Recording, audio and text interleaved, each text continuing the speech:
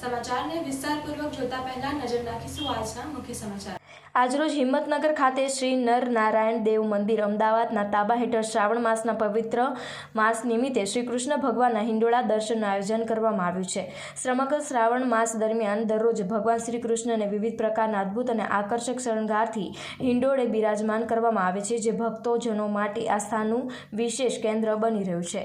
આજરોજ ભગવાન શ્રી કૃષ્ણના હિંડોળાને પૌરાણિક સિક્કાઓ દ્વારા કરવામાં આવેલ અનોખો અને મનમોહક શણગાર સૌના આકર્ષણનું કેન્દ્ર બન્યો હતો। પ્રાચીન સંસ્કૃતિ અને આધ્યાત્મિક પરંપરાની ઝાંખી કરાવતા આ વિશિષ્ટ શણગારે સમગ્ર મંદિર પરિસરમાં ભક્તિભાવ અને દિવ્યતાનો અનુભવ કરાવ્યો હતો। શ્રાવણ માસના પાવન દિવસોમાં ભગવાન શ્રી કૃષ્ણના હિંડોળાના દર્શનનો લાહવો લેવા હિંમતનગર સહિત આસપાસના વિસ્તારોમાંથી મોટી સંખ્યામાં ભક્તજનો મંદિરે ઉમટી રહ્યા છે।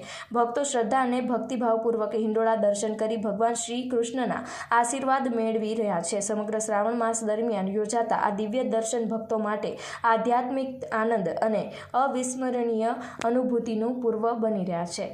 Reporter Bharatsinh Rathod, YNN news, Sabarkantha.